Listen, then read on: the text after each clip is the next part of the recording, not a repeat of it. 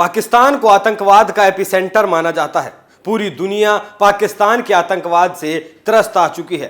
ताजा मामला यूएन का है, जहां विदेश मंत्री एस जयशंकर ने हिना रब्बानी खार के साथ साथ पूरे पाकिस्तान को नंगा कर दिया। पाकिस्तान की हकीकत जैसे ही जयशंकर ने दुनिया को बताई तो बिलावल भुट्टो बौखला गया और जाहिलियत पर आ गया। लेकिन फिर एक बार पाकिस्तान को मुंह की खानी पड़ी। ये वही बिलावल भुट्टो है जिसकी मां बेनजीर भुट्टो को आतंकवादियों ने मारा, जिसके नाना को परवेज मुशर्रफ के वक्त फांसी पर चढ़ा दिया गया। उसके बाद भी इस जाहिल को तमीज नहीं आई। लेकिन पीएम मोदी के खिलाफ जिस वाहियात भाषा का इस जाहिल नेता ने इस्तेमाल किया है वो बर्दाश्त करने लायक नहीं। एस जयशंकर ने यूएन सिक्योरिटी काउंसिल में एक पत्रकार द्वारा पाकिस्तान की विदेश राज्य मंत्री हिना रब्बानी खार के बयान से जुड़े सवाल पर यह जवाब दिया। रब्बानी ने हाल ही में आरोप लगाए थे किसी भी देश ने भारत से अच्छा आतंकवाद का इस्तेमाल नहीं किया। तो इस पर विदेश मंत्री ने पाकिस्तान को कैसे नंगा किया वही आज आपको बताएंगे। जय श्री राम, मैं हूं आपके साथ अभिषेक पुंडीर और आप देखना शुरू कर चुके हैं कैपिटल टीवी का स्पेशल शो थर्ड आई।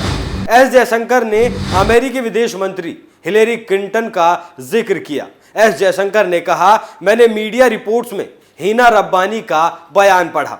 इस दौरान मुझे करीब एक दशक पुराना वक्त याद आ गया जब हिलेरी क्लिंटन ने पाकिस्तान का दौरा किया था। तब हिना रब्बानी खार भी मंत्री थी। इस दौरान क्लिंटन ने रब्बानी के साथ एक जॉइंट प्रेस कॉन्फ्रेंस में कहा था, आप अपने घर के बैकयार्ड में सिर्फ ये सोचकर सांप नहीं रख सकते कि वो सिर्फ आपके पड़ोसी को ही काटेंगे, वो उन लोगों को भी काटेंगे जिन्होंने उन्हें पाल रखा है। लेकिन आप सभी को पता है कि पाकिस्तान अच्छी सलाह लेने के लिए नहीं जाना जाता। आज आप देखिए वहां क्या हो रहा है। ये तो था हिना रब्बानी के लिए। अब आपको बताता हूं हदें पार करने वाले बिलावल भुट्टो के बारे में। भारत के विदेश मंत्री एस जयशंकर ने संयुक्त राष्ट्र संघ में पाकिस्तान की बखिया उधेड़ कर रख दी। जयशंकर ने न केवल पाकिस्तान की विदेश राज्य मंत्री हिना रब्बानी खार की बोलती बंद की, बल्कि पाकिस्तानी आतंकवाद की पोल खोलकर उसे दुनिया के सामने नंगा कर दिया। यही नहीं, मुंबई हमले की पीड़ित नर्स अंजलि कुलथे ने पाकिस्तानी आतंकी अजमल आमिर कसाब और बाकी आतंकियों की हैवानियत का आंखों देखा हाल पूरे विश्व को बताया। भारत के इस तीखे वार से पाकिस्तानी विदेश मंत्री बिलावल भुट्टो जरदारी बौखला गया और उसने आरोपों का जवाब देने की बजाय भारत के प्रधानमंत्री नरेंद्र मोदी पर गुजरात दंगों को लेकर निजी हमला कर दिया। बिलावल के इस बयान से कई पाकिस्तानी भी भौचक्के रह गए। बिलावल भुट्टो ने आरोप लगाया कि भारत की मोदी सरकार गांधी जी की विचारधारा को नहीं बल्कि गोडसे को मानती है। भारत सरकार हिटलर की विचारधारा से प्रभावित है। पाकिस्तानी विदेश मंत्री ने दावा किया कि उनके देश में आतंकवादी तत्वों को भारत समर्थन दे रहा है, जो बलूचिस्तान में अस्थिरता बढ़ाने की एक कोशिश है। लेकिन बिलावल ने नहीं बताया कि बलूचिस्तान में ढंग के स्कूल तक नहीं, लोगों के पास सुविधाएं नहीं, पाकिस्तानी सरकार ने उनका बजट तक घटा दिया। पाकिस्तान कैसे बलूचिस्तान को नोच रहा है वो नहीं बताया। बिलावल ने यह भी कहा कि भारत हाफिज सईद जोहर टाउन स्थित घर के बाहर हुए ब्लास्टों में भी शामिल है। उसने आरोप लगाया कि भारत पाकिस्तान के आतंकी तत्वों को वित्तीय मदद देता है। बिलावल के इस घटिया और वाहियात बयान से आप अंदाजा लगा सकते हैं कि इस देश की मानसिकता क्या है। इससे पहले पाकिस्तानी विदेश राज्य मंत्री हिना रब्बानी खार ने भारत के खिलाफ डोजियर पेश किया था और आरोप लगाया कि भारत आतंकवाद को भड़का रहा है। पाकिस्तानी पत्रकार ने जब संयुक्त राष्ट्र में भारतीय विदेश मंत्री से सवाल किया तो उन्होंने ऐसा जवाब दिया कि उनकी बोलती बंद हो गई। जयशंकर ने कहा, आप गलत मंत्री से सवाल कर रहे हैं। ये पाकिस्तान के एक मंत्री हैं जो ये बताएंगे कि पाकिस्तान कितने लंबे समय तक आतंकवाद को फैलाने का इरादा रखता है। दुनिया मूर्ख नहीं है और जो देश आतंकवाद में संलिप्तता हैं ऐसे देशों को दुनिया को इसे बंद करने के लिए कहना चाहिए। मेरी सलाह है कि आप अपने कामों को साफ करिए। कृपया एक अच्छा पड़ोसी बनने की कोशिश करें। आशा करता हूं कि आपके चैनल के जरिए मेरा यह संदेश पहुंच जाएगा। जयशंकर ने चीन और पाकिस्तान की ओर से अपनाए जा रहे आतंकवाद को लेकर दोहरे मापदंडों पर भी निशाना साधा।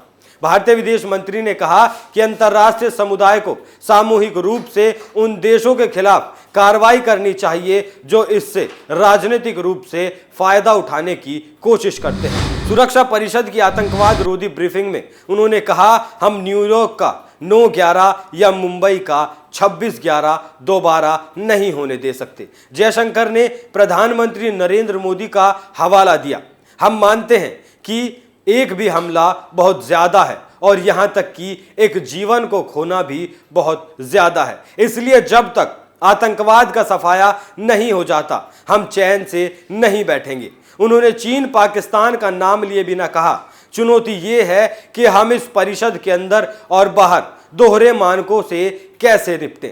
उन्होंने आगे कहा कि अप्रिय वास्तविकताओं को कम करने के लिए जो भी चमक दमक लागू की जा सकती है, आतंकवाद का समकालीन ऊपरी केंद्र अब भी बहुत जीवंत और सक्रिय है और हम ये नहीं भूल सकते कि पुरानी आदतें और स्थापित नेटवर्क अभी भी जीवित है। विशेष रूप से दक्षिण एशिया में पाकिस्तान स्थित आतंकवादियों के खिलाफ प्रतिबंधों को चीन द्वारा अवरुद्ध करने के संबंध में उन्होंने कहा कि आतंकवादियों के खिलाफ कार्रवाई करने में दोहरे मापदंड हैं। जयशंकर ने कहा कि आतंकवादियों को मंजूरी देने और उन पर मुकदमा चलाने के लिए समान मानदंड लागू नहीं होते। कभी कभी ऐसा लगता है कि आतंकवाद का स्वामित्व उसके अपराध या उसके परिणामों से कहीं ज्यादा जरूरी है।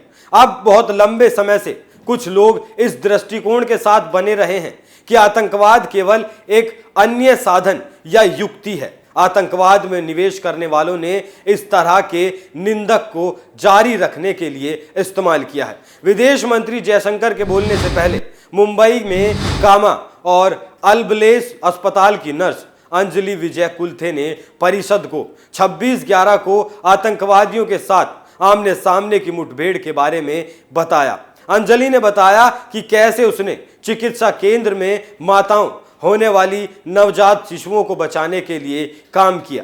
जयशंकर ने परिषद से अपने आतंकवाद विरोधी एजेंडे को फिर से मजबूत करने के लिए कहा, क्योंकि आतंकवाद का खतरा वास्तव में और भी गंभीर हो गया है। उन्होंने आतंकवादियों द्वारा अपनाई जा रही नई और उभरती प्रौद्योगिकियों के खिलाफ सतर्कता बरतने का भी आह्वान किया।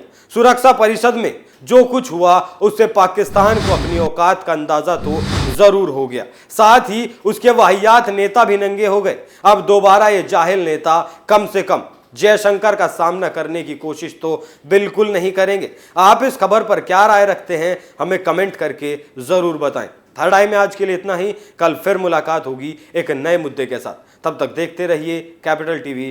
नमस्कार।